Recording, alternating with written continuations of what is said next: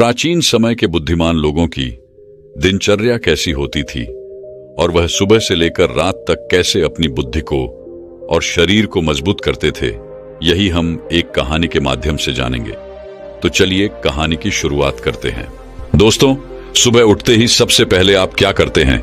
यह आपके पूरे दिन की एक मजबूत शुरुआत तय करता है। इस बात से कोई फर्क नहीं पड़ता कि आप एक विद्यार्थी हैं या फिर कोई कर्मचारी। सुबह की एक सही शुरुआत आपके भीतर उत्पादकता की कमी को दूर करता है, अर्थात प्रोडक्टिविटी बढ़ाता है। जैसे कि मान लीजिए, अगर आप एक विद्यार्थी हैं तो आप सुबह उठकर मन लगाकर पढ़ेंगे। वहीं पर अगर आप एक कर्मचारी हैं तो आप एक सकारात्मक दृष्टिकोण के साथ अपनी पूरी क्षमता से काम करेंगे। मैं नहीं जानता कि आप यह वीडियो अंत तक देखेंगे या नहीं, लेकिन अगर आपने इस वीडियो पर क्लिक किया है और आप इस वीडियो को देख रहे हैं तो इतना तो जाहिर सी बात है कि आप अपना जीवन बदलना चाहते हैं। आप अपनी सुबह को बेहतरीन बनाना चाहते हैं। आप अपने सुबह की तरोताजा और मजबूत शुरुआत करना चाहते हैं। वहीं पर यदि मैं आप लोगों से यह कहूं कि आपको सुबह उठना है, व्यायाम करना है या फिर ध्यान करना है, एक अच्छी सी किताब पढ़नी है और साथ ही एक गिलास पानी पीना है और ऐसे ही कई सारे काम, तो क्या आप इन आदतों को अपने जीवन में अपना पाएंगे? इसका जवाब है नहीं, क्योंकि अच्छी आदत तो हम सभी को पता होती है, लेकिन फिर भी हम चाहकर भी उन अच्छी आदतों को अपने जीवन में उतार नहीं पाते।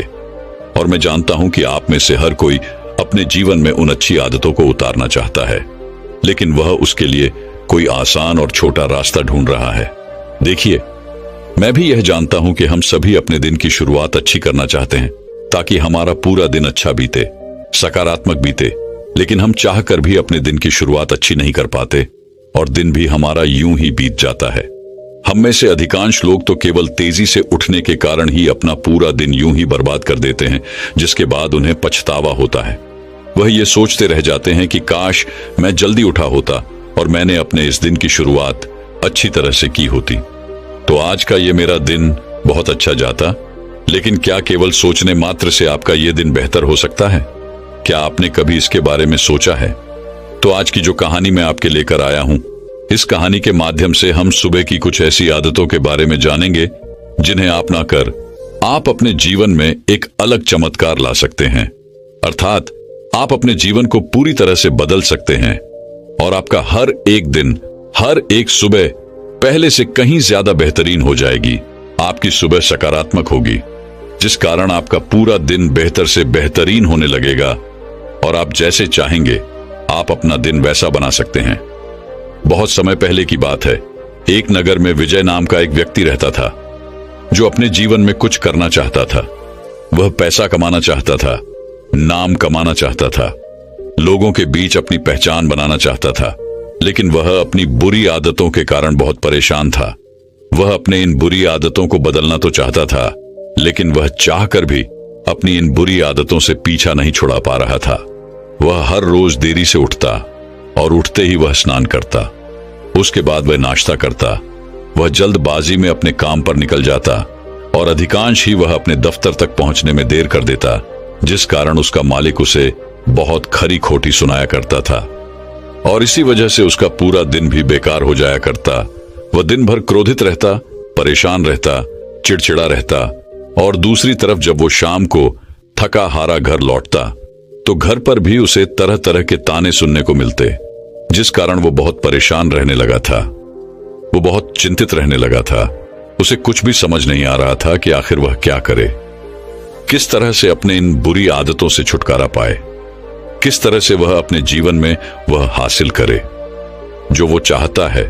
देखते ही देखते ऐसे ही कई दिन बीत गए और एक दिन जब वो अपने दफ्तर देरी से पहुंचा तो उसका मालिक पहले से ही क्रोधित था, जिस कारण उसने विजय को काम से निकाल दिया। अब विजय बेरोजगार हो चुका था और उसके पास इतने पैसे भी नहीं थे कि वह कुछ दिनों तक अपने घर का गुजारा कर सके और इसी कारण विजय अत्यधिक चिंता में था। वह एक वृक्ष के नीचे जाकर बैठ गया और अपने हालातों के बारे में सोचने लगा। तभी वहां से एक गुरु गुजर रहे थे। उन गुरु ने जब विजय को देखा तो वह उसकी मनोदशा समझ चुके थे। वह जान चुके थे कि विजय बहुत परेशान है, वह बहुत चिंतित है। वह गुरु विजय के पास पहुंचे और उन्होंने विजय से कहा, क्या बात है बेटा, तुम बहुत परेशान लग रहे हो। इस पर विजय जवाब देते हुए कहता है गुरुवर, मैं आपको क्या बताऊं। मैं अपनी बुरी आदतों के कारण बहुत परेशान हो चुका हूं। मैं हमेशा देरी से उठता हूं और इसी कारण मैं हमेशा दफ्तर देरी से पहुंचता हूं और इसी कारण आज मेरे मालिक ने मुझे दफ्तर से निकाल दिया।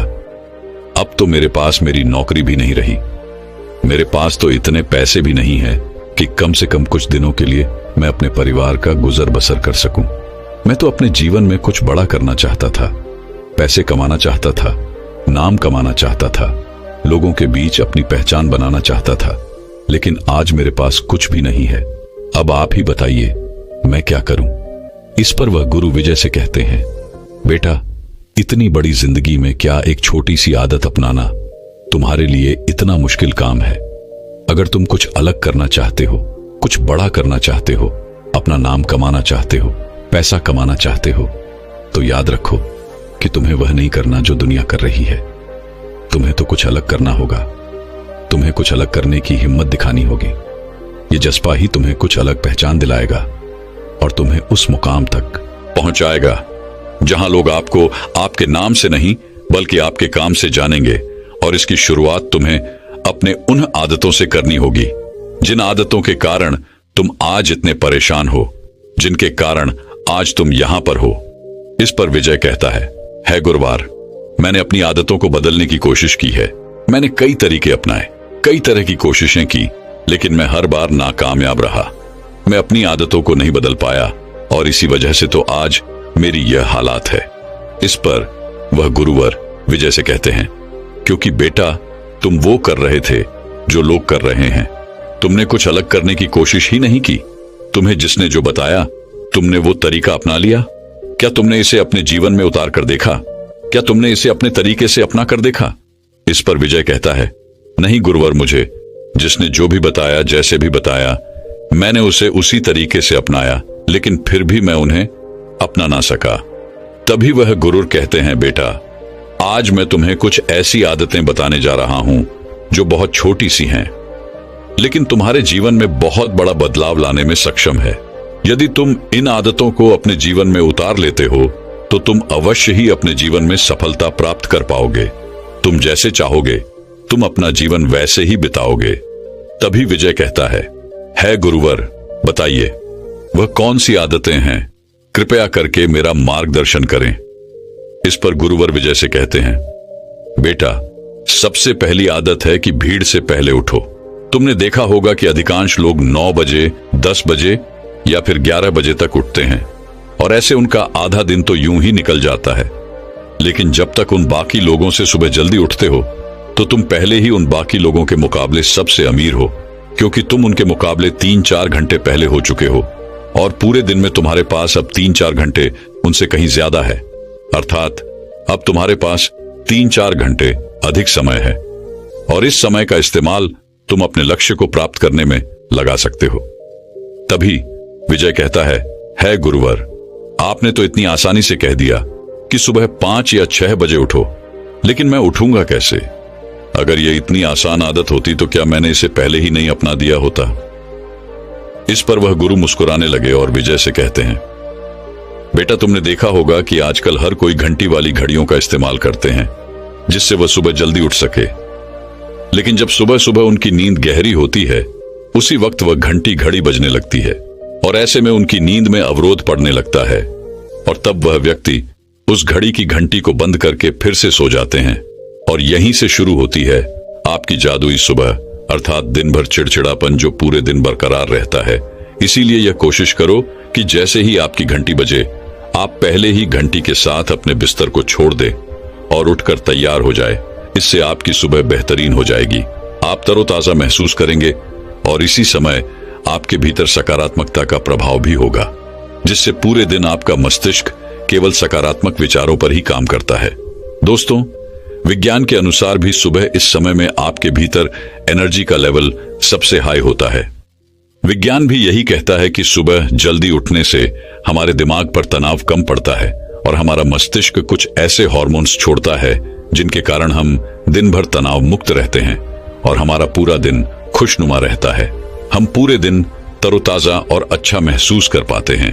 लेकिन उसी के विपरीत जब हम देरी से उठते हैं तो इन हार्मोन्स की मात्रा पहले से अधिक होती है, जिससे आपके स्वास्थ्य पर भी बुरा प्रभाव पड़ता है। इसीलिए अक्सर आपने यह भी महसूस किया होगा कि जब आप देरी से उठते हैं तो अक्सर ही आप चिड़चिड़ा महसूस करते हैं, जिस कारण आपका पूरा दिन यूं ही वेस्ट हो जाता है और आप तरह तरह की उलझनों में फंसे रहते हैं। आपका मस्तिष्क तनाव में रहता है और आप कोई भी फैसला सही ढंग से नहीं ले पाते। इसलिए सुबह उठना बहुत जरूरी है। आगे वह गुरुवर विजय से कहते हैं, समय के मामले में तो तुम बाकी लोगों से अमीर तो होंगे, लेकिन अब तुम सुबह उठते ही करोगे क्या? क्या तुमने इसके बारे में सोचा है? इसका जवाब देते हुए विजय कहता है, हाँ, मैं जानता हूं कि मुझे सुबह क्या करना है। सुबह उठते ही सबसे पहले मैं अखबार पढ़ता हूं, फिर स्नान करता हूं, नहाता हूं और उसके बाद में दफ्तर के लिए निकल जाता हूं। तभी वह गुरुवर कहते हैं, तुम्हें ऐसा बिल्कुल भी नहीं करना चाहिए। सुबह उठकर सबसे पहले तुम्हें 2 से 3 मिनट के लिए शांति से बैठना चाहिए। उसके बाद तुम्हें पूरे 1 गिलास पानी पीना चाहिए, क्योंकि रात भर तुम्हारे शरीर को पानी नहीं मिला होता, जिस कारण तुम्हारे शरीर में पानी की कमी होती है। और ऐसे में जब तुम 1 गिलास पानी पीते हो, इससे न केवल तुम्हारे शरीर को पानी मिलता है, बल्कि हमारा शरीर और मजबूत होता है और उसे तरह तरह की बीमारी से लड़ने की क्षमता भी प्राप्त होती है। और सुबह उठकर 1 गिलास पानी पीने से हमारा पेट भी अच्छी तरह से साफ होता है। साथ ही यह हमारे पाचन तंत्र को भी मजबूत करने में हमारी बहुत मदद करता है। दोस्तों, आपने देखा होगा कि आजकल लोग तरह तरह की क्रीम का इस्तेमाल करते हैं ताकि उनका चेहरा अच्छा और चमकदार दिख सके, लेकिन सुबह उठते ही पानी पीने की यह जो आदत है, यह सबसे आसान तरीका है जिससे आप प्राकृतिक रूप से अपने चेहरे पर वह चमक प्राप्त कर सकते हैं। और 1 गिलास पानी पीने से आपके शरीर के भीतर बैठी हुई वह सारी गंदगी भी बाहर निकल जाती है और हमारा खून भी साफ होने लगता है। इसलिए सुबह उठकर 1 गिलास पानी पीना आपके लिए बहुत ज्यादा जरूरी है। लेकिन आपने देखा होगा कि हम में से अधिकांश लोग सुबह उठते ही सबसे पहले अपने मोबाइल को देखते हैं। उसके अंदर क्या नोटिफिकेशन आई है, क्या कुछ नया आया है, क्या नई खबर आई है? ऐसा आपको बिल्कुल भी नहीं करना चाहिए। ऐसा करने से आपकी सुबह की वह तरोताजगी जड़ से मिट जाती है। इसका कारण यही है कि दुनिया भर की नकारात्मक सोशल मीडिया प्लेटफॉर्म के जरिए हमारे दिमाग में तरह तरह की बातें भर दी जाती हैं और सुबह सुबह यदि हम नकारात्मक चीजें देखेंगे, सुनेंगे या फिर पढ़ेंगे तो यह हम पर नकारात्मक प्रभाव ही डालेगा। इसलिए सुबह उठकर आपको कम से कम 2 से 3 मिनट तक शांति से बैठना है और अपने आप से सकारात्मक बातें करनी है और साथ ही 1 गिलास पानी भी पीना है। मैं आपको इतने सारे कारण इसलिए बता रहा हूं ताकि मैं चाहता हूं कि आपके लिए कोई एक कारण जो सबसे महत्वपूर्ण हो, कम से कम उसी के लिए आप यह आदत अपना ले जिससे आपका जीवन पहले से बेहतर हो जाए। आगे वह गुरुवर विजय से कहते हैं, बेटा, तुम सुबह जल्दी उठ भी गए और तुमने 1 गिलास पानी भी पी लिया, लेकिन अब उसके बाद तुम्हें क्या करना चाहिए, यह भी ध्यान से सुन लो।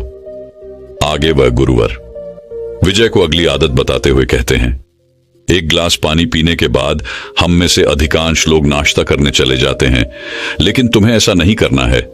तुम्हें नाश्ता करने से पहले अर्थात खाली पेट कम से कम 10 मिनट के लिए व्यायाम करना है, या फिर तुम चाहो तो ध्यान भी कर सकते हो। और यदि तुम यह पहले से ही करते हो तो कम से कम तुम्हें 20 मिनट या फिर 30 मिनट के लिए व्यायाम करना शुरू करना चाहिए। और यदि तुम यह नहीं करते हो तो तुम्हें केवल 10 मिनट से ही इसकी शुरुआत करनी चाहिए। तभी विजय उन गुरुवर की बात को काटते हुए कहता है गुरुवर, मैंने व्यायाम करने की कोशिश की है, लेकिन केवल 1 या 2 दिन, उसके बाद मैं व्यायाम नहीं कर पाता क्योंकि मेरे शरीर में बहुत दर्द होने लगता है और फिर व्यायाम करने का मन ही नहीं होता। इसलिए मैं 1 या 2 दिन के बाद व्यायाम नहीं कर पाता।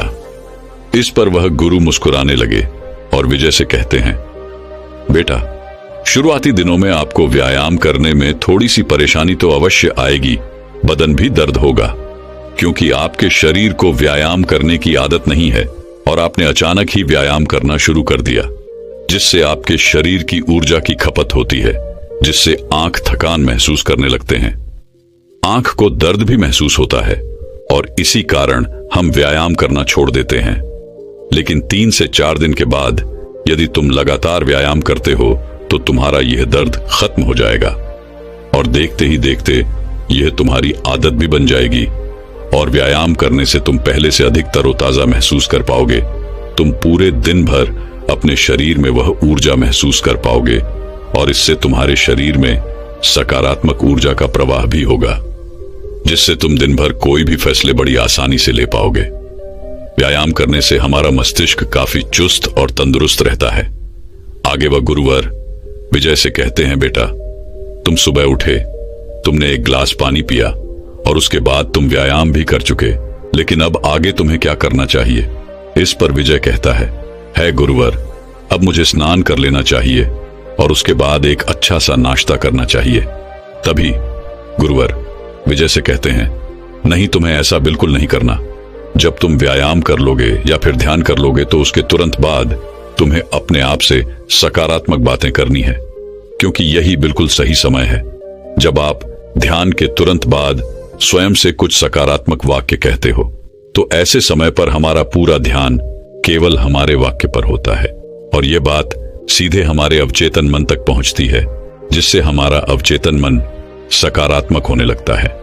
और यदि तुम अपने दिन की शुरुआत सकारात्मक विचारों के साथ करते हो तो सुबह की शुरुआत करने से आपका पूरा दिन सकारात्मक लोगों और वातावरण के साथ ही बीतेगा।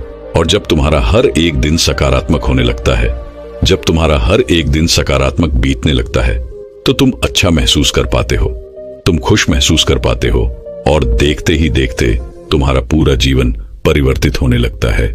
आगे वह गुरुवर विजय से कहते हैं, इसके बाद अब तुम्हें स्नान करना चाहिए।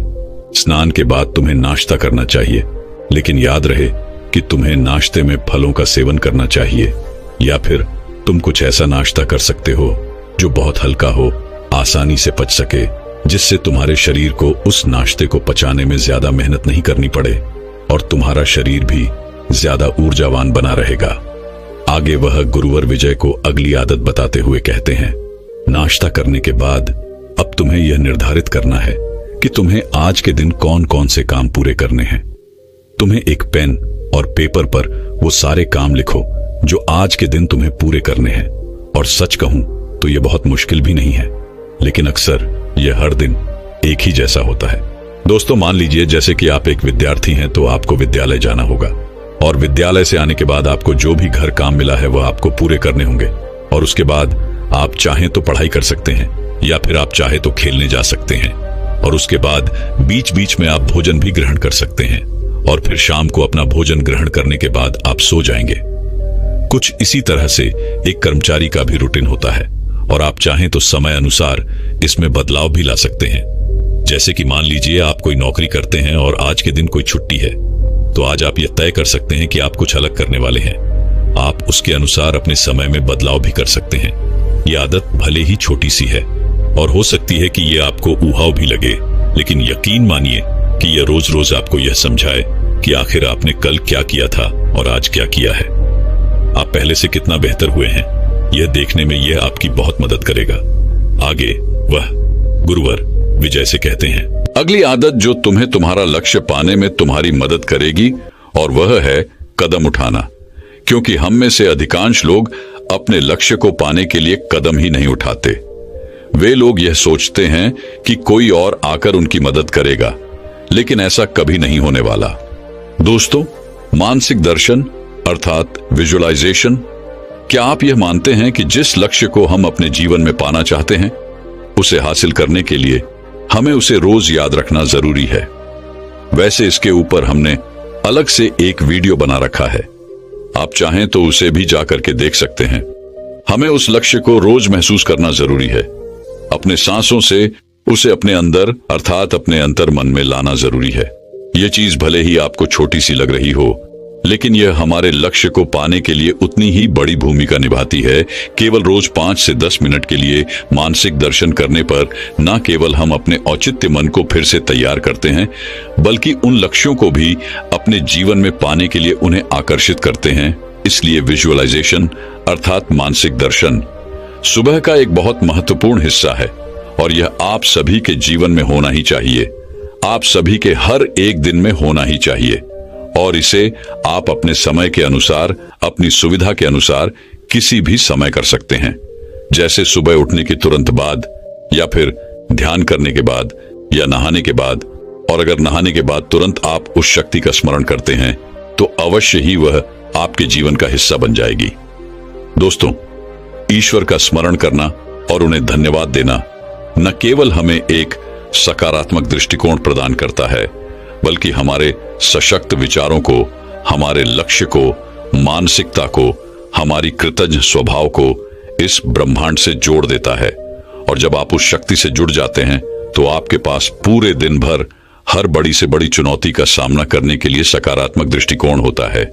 यानी एक ऐसी मानसिकता जो किसी भी समस्या का सामना करने में पूरी तरह से सक्षम होती है। इसलिए यह भी बहुत जरूरी है कि आप उस शक्ति को याद करें और उसके प्रति कृतज्ञता व्यक्त करें। आखिर में गुरुवर विजय को आखिरी आदत बताते हुए कहते हैं, सुबह उठकर कुछ अच्छा पढ़ना या लिखने की आदत डालो, क्योंकि अच्छा पढ़ने या लिखने की आदत न केवल हमें मानसिक रूप से ही नहीं बेहतर बनाती है, बल्कि यह हमारे शब्द भंडार को भी विकराल रूप देती है, जिससे हम किसी के सामने भी बात करने में अच्छी तरह से शब्दों का प्रयोग कर पाते और हमें यह भी समझ में आता है कि कौन से शब्द किसके सामने इस्तेमाल करने चाहिए। और इसे हमारे विचारों को, हमारे मानसिकता को और जीवन की चुनौतियों को देखने के हमारे नजरिए को एक नया आईना मिलता है। मैं जानता हूं कि पढ़ना और लिखना यह आदत इतनी आसानी से नहीं पड़ने वाली। इसके लिए आपको निरंतर इसका अभ्यास करना होगा और आप चाहें तो इसे वैकल्पिक तौर पर कर सकते हैं, अर्थात अल्टरनेटिव दिन आप यह कर सकते हैं। जैसे कि मान लीजिए आप एक दिन लिखते हैं और एक दिन पढ़ते हैं, या फिर आप चाहें तो एक सप्ताह पढ़ सकते हैं और एक सप्ताह लिख सकते हैं। और लिखने में आप चाहें तो आप अपने लक्ष्य के बारे में लिख सकते हैं। आप सकारात्मक वाक्य लिख सकते हैं, सकारात्मक बातें लिख सकते हैं, जिससे हमारी मानसिकता को बदलने में बहुत मदद मिलती है, जिससे हमारी सोच में परिवर्तन भी आता है और हम सकारात्मकता की ओर आगे बढ़ने लगते हैं और हम सकारात्मक कदम उठाने लगते हैं। आगे वह गुरुवर विजय से कहते हैं, बेटा, ये सभी आदतें आपको भीड़ से अलग बनाती हैं, जिससे तुम्हें गजब का आत्मविश्वास भी झलकने लगता है। यदि तुम किसी भी व्यक्ति के सामने मजबूती से अपनी बात रखने की क्षमता हासिल कर लेते हो तो वह तुम्हारी बात अवश्य सुनेगा। इन सभी आदतों के कारण तुम स्वयं के अंदर वह आत्मविश्वास, वह जज्बा महसूस कर पाते हो, जिससे तुम किसी भी लक्ष्य को हासिल करने के लिए प्रेरित रह पाते हो। और यही कारण है कि इस दुनिया के सबसे सफल लोग इन आदतों को अपनाते हैं, जिससे वह अपने जीवन में किसी भी मुश्किल का सामना बड़ी आसानी से कर पाते हैं और वह अपने जीवन में जैसा चाहते हैं उन लक्ष्य को प्राप्त भी कर लेते हैं।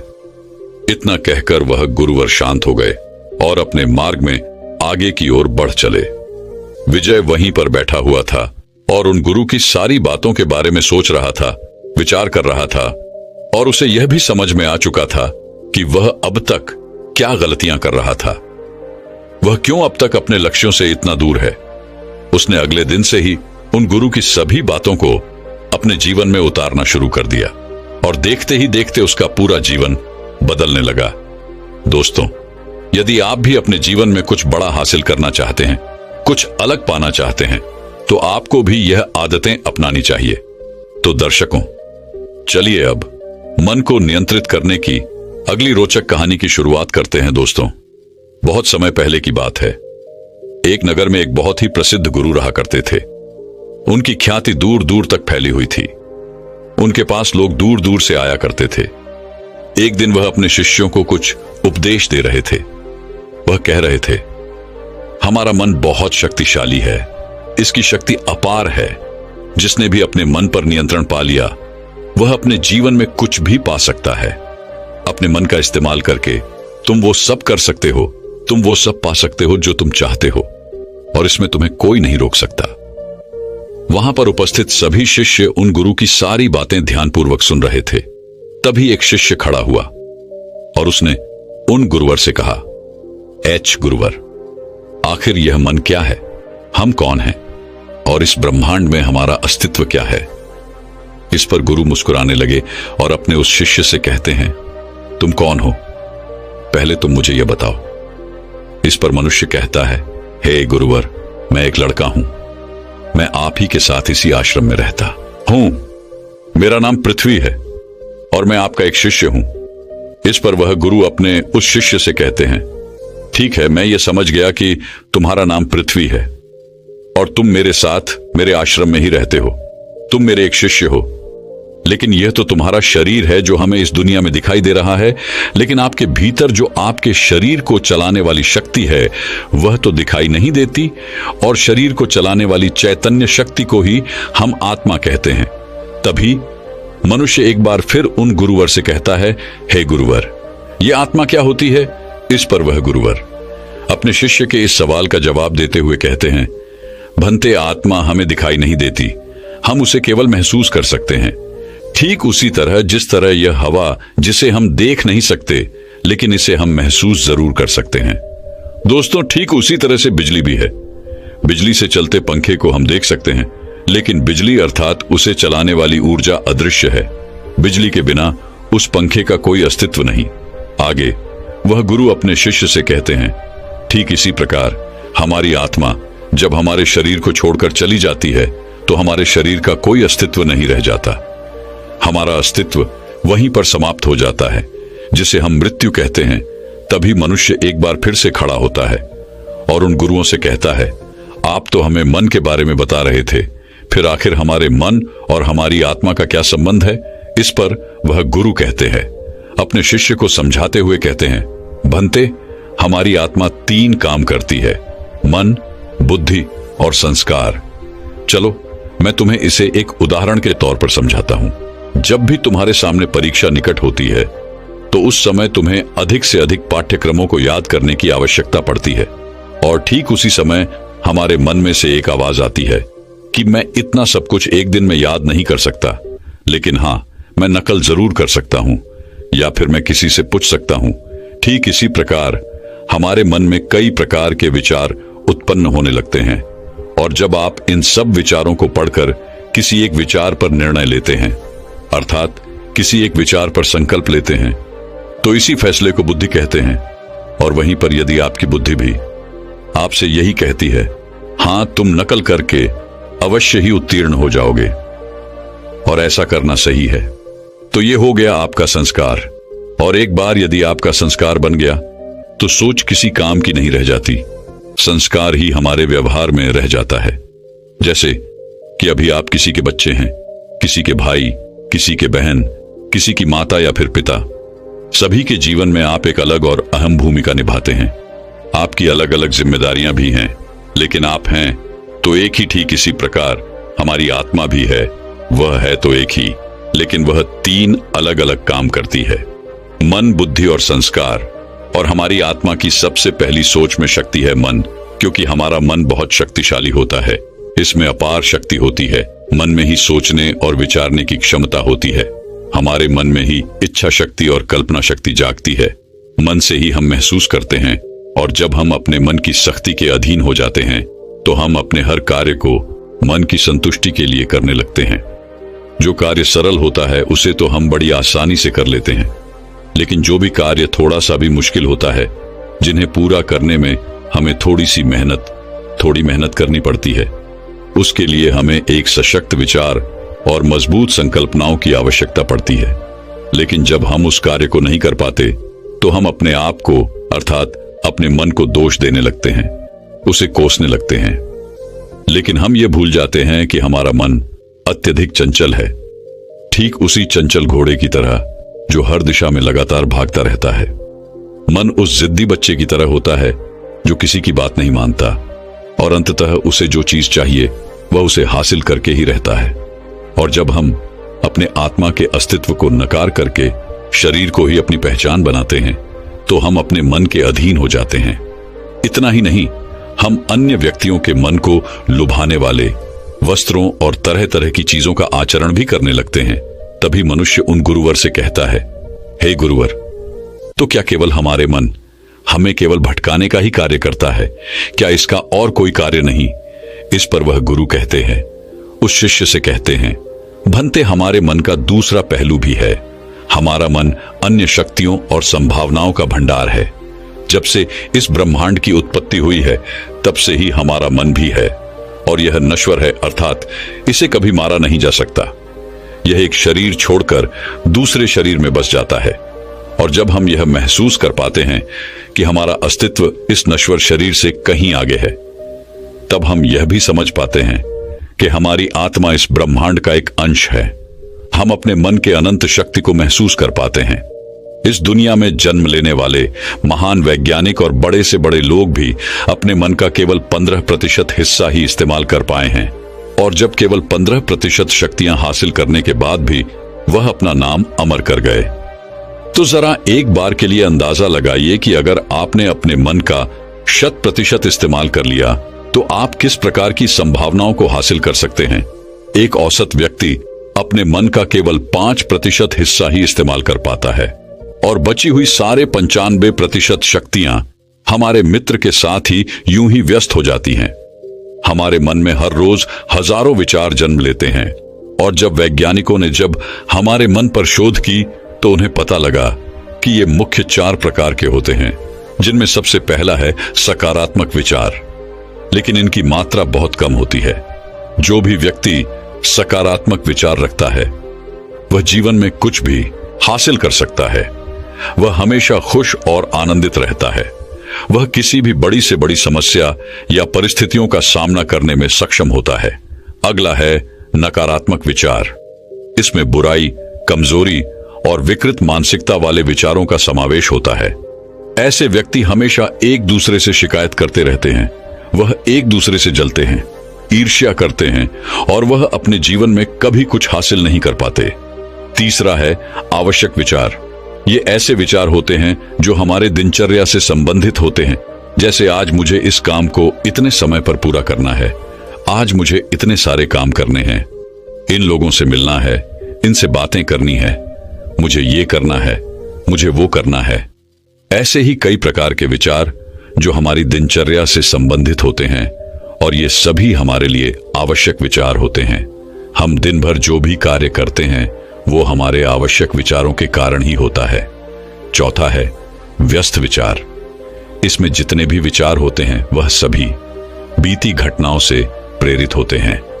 जैसे कि पिछले साल मेरे मित्र ने मुझे धोखा दिया था, इसलिए मैं उससे बात नहीं करना चाहता, मैं उससे नफरत करता हूं। इन विचारों में हम व्यक्त कर ही दुख लेते हैं, सुनी सुनाई बातों के बारे में सोचते रहते हैं, और मन ही मन परेशान होकर अलग अलग विचार सोचते रहते हैं। और एक मनोवैज्ञानिक के विश्लेषण के अनुसार हमारे मन में आने वाले 80% विचार भूतकाल की बीती घटनाओं से ही प्रेरित होते हैं, और 15% विचार भविष्य की कल्पनाओं से संबंधित होते हैं। जैसे मैं भविष्य में यह करूंगा, यदि मैं ऐसा करूंगा तो मुझे वैसा मिलेगा, मैं यह करूंगा, मैं वह करूंगा, मुझे ये मिलेगा, मुझे वो मिलेगा। और बचे हुए केवल 5% विचार ही हम वर्तमान में रहकर जीते, अर्थात वर्तमान समय से संबंधित होते हैं, जबकि हम ये भूल जाते हैं कि वर्तमान हमारे लिए कितना कीमती है, और ये आप भी अच्छी तरह से जानते हैं। तभी शिष्य एक बार फिर उन गुरुर से कहता है, हे गुरुवर, आखिर यह व्यर्थ के विचार हमारे जीवन पर किस प्रकार प्रभाव डालते हैं? इसका जवाब देते हुए वह गुरुवर अपने उस शिष्य से कहते हैं, भंते, जब हम अपने विचारों को अपनी बौद्धिक शक्ति से खुद पर हावी कर लेते हैं तो यह हमारे संस्कार बन जाते हैं, और यही संस्कार हमारे व्यवहार में भी झलकता है, और यही हमारे जीवन में घटने वाली घटनाओं का निर्धारण भी बनता है। मान लीजिए, क्या आपने हाल ही में कोई ऐसा बुरा अनुभव किया है जिसे आप भुलाना चाहते हैं लेकिन आप भुला नहीं पा रहे? आपके साथ कुछ ऐसा घटा है जो आप याद नहीं रखना चाहते, और आपने उसी व्यक्ति के विचार को अपना संस्कार बना लिया, तो आप व्यर्थ ही परेशान रहेंगे, चिंतित रहेंगे, और इसका परिणाम यह होगा कि आपका जीवन दुखों से भर जाएगा। आप हमेशा चिंता में परेशान रहेंगे। लेकिन उसी के विपरीत, यदि आप अपनी बौद्धिक शक्ति का इस्तेमाल करके किसी सकारात्मक विचार को आत्मसात करते हैं तो आपका जीवन शांत और आनंद में हो जाएगा। आप हर काम में मन लगा पाएंगे, आप हर काम में अपना 100% दे पाएंगे। इसलिए यह हम पर निर्भर करता है कि हम अपने मन को अपना सबसे अच्छा दोस्त बनाना चाहते हैं या दुश्मन, क्योंकि जैसे हमारे मन के विचार होंगे वैसे ही हमारी भावनाएं और व्यवहार भी होगा, और फिर वैसा ही हमारा जीवन भी होगा, क्योंकि हमारे विचार के आधार पर ही हमारे मन की मान्यताएं निर्मित होती हैं, और जैसी मान्यताएं होती हैं वैसा ही हमारा जीवन भी होता है। क्योंकि हमारे मन में उठने वाले विचार एक बीज की तरह है। जैसे विचार हम अपने मन में बोते हैं, वैसे ही हमें फल भी मिलते हैं। यदि आप सकारात्मक विचारों के बीज मन में बोएंगे तो आपका जीवन सकारात्मकता से भर जाएगा। फलस्वरूप आप खुश और आनंदित रहेंगे। आप किसी भी परिस्थिति का सामना करने में सक्षम होंगे। सकारात्मकता हमारे भीतर शक्ति का संचार करता है, जबकि नकारात्मक विचार हमारे मानसिक शक्तियों को कमजोर कर देता है, जिस कारण हम अधिकांश थकान और आलस महसूस करते हैं और हम अपने लक्ष्य की तरफ भी आगे नहीं बढ़ पाते। और ऐसे अधिकांश व्यक्ति अपने जीवन में कभी कोई लक्ष्य निर्धारित तक नहीं करते, जिस कारण उनका पूरा जीवन यूं ही व्यर्थ हो जाता है। वह अपना पूरा जीवन बिना किसी लक्ष्य के जीते हैं। आगे वह गुरु अपने शिष्य को आत्मा का दूसरा काम बताते हुए कहते हैं, हे भंते, दूसरी शक्ति है बुद्धि। हमारे मन और बुद्धि का एक दूसरे से बहुत गहरा संबंध है, और इन तीन शक्तियों में बुद्धि सबसे महत्वपूर्ण है। इसी को हम अंतरात्मा की आवाज भी कहते हैं, क्योंकि यह कभी गलत नहीं होती। केवल आवश्यकता है तो इसे सुनने की। हमारी बुद्धि के पास दो शक्तियां होती हैं, विवेक और स्वतंत्रता। जब हम विवेक से किसी विचार के बारे में सोचते हैं तो हम यह समझ पाते हैं कि वह सही है या गलत, और हम उस पर एक सही निर्णय ले पाते हैं। हम सही विचार अपनाने की शक्ति रखते हैं। हमारी बुद्धि को विवेक और स्वतंत्रता इसलिए दी गई है ताकि हम अपने हर काम को स्वतंत्रता पूर्वक तथा विवेकपूर्ण होकर अपने काम कर सके, जिससे हम अपने कर्म के प्रति स्वयं उत्तरदायी हों, ना कि ईश्वर, क्योंकि ईश्वर कभी भी हमारे कदमों में दखलंदाजी नहीं करते। हम स्वयं अपने विवेक से अपने जीवन के निर्णय लेते हैं। हम अपनी बुद्धि के विवेक से ही सही और गलत का फैसला करते हैं, और जब हमारी बुद्धि किसी बात को लेकर अपनी अंतरात्मा को परखती है, उसका विश्लेषण करती है, तो वह हर बात का वास्तविक फैसला कर पाती है। इसलिए आपने कभी न कभी यह महसूस किया होगा कि जब भी आपने अपने अंतरात्मा की आवाज सुनी है और आपने एक सही निर्णय लिया है, तो आपको एक सुकून महसूस होता है। और इसी के विपरीत जब आप अपने अंतरात्मा की आवाज नहीं सुनते और कोई गलत निर्णय लिए बैठते हैं, तब आप अंदर ही अंदर ग्लानि से भर जाते हैं, और तब हमारी अंतरात्मा हमें एक कचोटने लगती है, जिससे हमारा आत्मविश्वास डगमगाने लगता है और हम जीवन के छोटे से छोटे और बड़े से बड़े फैसले लेने में भी कतराने लगते हैं। तब हमारे भीतर तनाव उत्पन्न होने लगता है, चिंता बढ़ने लगती है, और हर एक दिन हमारी क्षमताएं भी कमजोर बढ़ने लगती हैं, जिस कारण हमारे जीवन में दुख बढ़ने लगता है। हम अपने भीतर एक तनाव महसूस करते हैं, और ये तनाव हमारी थकान और आलस का कारण बन जाता है। हम देखते ही देखते चिड़चिड़े होने लगते हैं। छोटी छोटी बातों पर हम नाराज होने लगते हैं, परेशान होने लगते हैं, और इसका कारण है कि धीरे धीरे हम खुद को अपनी आत्मा से अलग समझने लगे हैं, क्योंकि हमने अपना अस्तित्व अपने शरीर तजक ही सीमित कर दिया है, और अपनी बुद्धि को हम आध्यात्मिक से बहुत दूर ले जा चुके हैं। और यही कारण है कि हम अपनी बौद्धिक शक्ति भी खोते जा रहे हैं, और हम अपनी बुद्धि का विवेक भी धीरे धीरे करके खो रहे हैं। लेकिन आप चाहें तो आध्यात्मिक और ध्यान की मदद से अपनी खोई हुई बुद्धि अर्थात विवेक को फिर से वापस ला सकते हैं। लेकिन अब आप कहेंगे कि हमारे पास तो समय ही नहीं है, तो इसका बहुत ही सीधा सा जवाब है, समय किसी के पास नहीं होता, लेकिन आप चाहें तो अपने लिए समय जरूर निकाल सकते हैं। सुबह सुबह आप योगा आभास कर सकते हैं, ध्यान कर सकते हैं, अपनी बुद्धि को विवेक और स्वतंत्रता का उपहार दे सकते हैं, और अपना जीवन खुशी और खुशहाली से भर सकते हैं। अपना जीवन असंख्य सकारात्मक भावनाओं से भर सकते हैं। जब हम सुबह सुबह ध्यान करते हैं तो इससे हमारी आत्मा भी सकारात्मक ऊर्जा से भर जाती है। खुद के साथ हम एक जुड़ाव महसूस कर पाते हैं। दिन भर हम एक ऊर्जा महसूस कर पाते हैं, जिससे हम खुश रह पाते हैं, आनंदित रह पाते हैं, और दिन भर हम अपने भीतर आत्मविश्वास महसूस कर पाते हैं। आगे वह गुरुवर अपने उस शिष्य से आत्मा का तीसरा काम बताते हुए कहते हैं, संस्कार। लेकिन अब आपके मन में यह प्रश्न उठ रहा होगा, क्या करें? संस्कार क्या होते हैं? तो इसका भी बहुत ही सीधा और सरल सा जवाब है। मन में आने वाले विचारों को जब हम अपनी बुद्धि के तराजू पर तोलते हैं और सही और गलत में से किसी एक विचार को जब हम चुन लेते हैं, तो वही हमारा संस्नम कार्व जाता है और हमारे जीवन का निर्धारण करता है। और हमारे संस्कार ही हमारे व्यवहार में उतरते हैं, जो हमारे कामों को भी संचालित करते हैं, और यही हमारे व्यक्तिगत अर्थात हमारी पर्सनालिटी का निर्माण भी करते हैं। हमारा मन, बुद्धि और संस्कार तीनों एक दूसरे से जुड़े हुए हैं। वह तीनों एक दूसरे को प्रभावित करते हैं। अगर संस्कार अच्छे हैं तो मन और बुद्धि भी सकारात्मक रूप से अच्छी तरह काम करती है। ये बात तो आप भली भांति जानते होंगे कि इस पृथ्वी पर असंख्य लोग हैं, लेकिन उन सभी के संस्कार एक दूसरे से अलग है। उन सभी का आचरण भिन्न है, और जिसका कारण है संस्कार। और ये संस्कार भी 5 प्रकार के होते हैं, जिनमें सबसे पहले है मूल संस्कार। जब परमात्मा के धाम से आत्मा इस दृष्टि पर आती है, तब वह पवित्र और सातों गुनी संस्कारों से भरपूर और होती है। और यही कारण है कि जब भी हम किसी छोटे नवजात शिशु को देखते हैं, तब हम उसके प्रति आकर्षित होने लगते हैं, क्योंकि उसमें हमेशा हमें प्रेम, सकारात्मक भावना ही नजर आती है।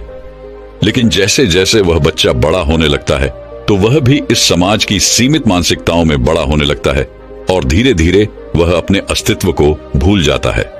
और देखते ही देखते उस बच्चे में लालच, लोभ, क्रोध, मोह आदि अनेक प्रकार के अगुण अपने आप ही पनपने लगते हैं, जिस कारण वह अपने मूल संस्कारों को खो बैठता है। आगे वह गुरु है। दूसरे संस्कार बताते हुए कहते हैं, पूर्व जन्म के संस्कार। ये संस्कार हमें अपने पूर्वजों जन्मों के किए गए कर्मों से मिलते हैं। और यही कारण है कि आपने कभी कभी सुना ही होगा कि किसी 5 वर्षीय बच्चे ने पूरे शास्त्रों का अध्ययन कर लिया है। किसी बच्चे को ऐसी ऐसी भाषाएं आती हैं जिसके बारे में आप तक नहीं जानते, जो उसके परिवार में कभी बोली तक नहीं जाती। क्या आपने कभी यह सोचा है, आखिर ये संस्कार उनमें कहां से आए? और ये दिया संस्कार उनके अंदर उभरे हैं, तो हमारे अंदर क्यों नहीं? पूर्व जन्म के संस्कार तो हर आत्मा के अंदर उदय होते हैं, लेकिन उनकी तीव्रता अलग अलग होती है। जब पूर्व जन्म के संस्कार हमारी बुद्धि पर हावी हो जाते हैं, तो हमारा विवेक काम नहीं करता और स्वतंत्रता छिन जाती है। हमारी इंद्रियां उन्हीं संस्कारों के अनुरूप काम करने लगती है। तीसरा है गर्भ संस्कार। ये संस्कार हमें माता के गर्भ में ही मिलता है। माता और पिता के आपसी चिंतक और विचारों का प्रभाव हमारे संस्कारों का निर्धारण करता है। आपने ये बात तो अवश्य ही सुनी होगी, अभिमन्यु को भी चक्रव्यूह को तोड़कर अंदर जाने का संस्कार मिला था, लेकिन उन्हें बाहर निकलने का संस्कार नहीं मिल पाया, क्योंकि उनकी माता को नींद आ जाने के कारण वह आगे की कथा नहीं सुन पाई थी। चौथा संस्कार है हमारे वातावरण, जिसे आप संगति कह सकते हैं। अगर हमारी संगति अच्छी रहती है तो हमारी आदतें और आचरण भी अच्छे और सकारात्मक होते हैं, लेकिन वहीं पर यदि हम बुरे वातावरण में रहते हैं, तो हमारे संस्कार भी उनसे प्रभावित होंगे और हमारे अंदर भी नकारात्मकता और बुरे संस्कार ही पनपेंगे। 5वां संस्कार है दृढ़ता। हम दृढ़ता से अच्छा संस्कार बना सकते हैं और मुश्किल से मुश्किल कामों को हम आसानी से कर सकते हैं। जब हम मनोबल का इस्तेमाल करके अपने भीतर कोई अच्छा संस्कार लाते हैं, तो इससे हमारा व्यक्तित्व चमकने लगता है और हमारा आत्मविश्वास भी बढ़ जाता है। हमारी आत्मा को इस संस्कार से एक सकारात्मक दिशा मिलती है और हम लगातार अपने लक्ष्यों की ओर आगे बढ़ते चले जाते हैं। इस पर पश्चिम एक बार फिर खड़ा होता है और उन गुरु से कहता है, हे गुरु है, आप कह रहे हैं कि हमारी आत्मा के 5 संस्कार हैं, जिनमें से क्या हम पहले 4 संस्कारों के प्रभाव को खत्म कर सकते हैं, अर्थात क्या उन्हें नया रूप दे सकते हैं? इसका जवाब देते हुए बदुरई अपने शिष्य से कहते हैं, हाँ, यदि तुम चाहो तो अपने भीतर उन 4 संस्कारों को एक बार फिर से निर्मित कर सकते हो, और इसके लिए तुम्हें 5वें संस्कार का इस्तेमाल करना होगा, अर्थात दृढ़ शक्ति और मनोबल से। यदि तुम चाहो तो अपनी दृढ़ इच्छा शक्ति और मनोबल से हर संस्कार को बदल सकते हो। दृढ़ता की यह शक्ति हर व्यक्ति में होती है, लेकिन आवश्यकता है तो केवल इसे जागृत करने की। और इसके लिए हर एक व्यक्ति को एक सकारात्मक संकल्प की आवश्यकता पड़ती है, क्योंकि आपका यही एक दृढ़ संकल्प आपको आपकी आत्मा से जोड़ देगा, जिससे आप अपने भीतर उन चारों संस्कारों को, अर्थात अपनी क्षमताओं को जैसा चाहें पैसा रूप दे सकते हैं। और इसे ही हम आत्मिक ऊर्जा कहते हैं। इसका इस्तेमाल करके तुम अपने जीवन को एक नई दिशा दे सकते हो। तुम जैसा चाहो वैसा पा सकते हो। तुम जो भी लक्ष्य चाहो उसे हासिल कर सकते हो। बस इसके लिए तुम्हें अपनी दृढ़ इच्छा शक्ति को और मजबूत करना होगा और उस पर कायम रहना होगा।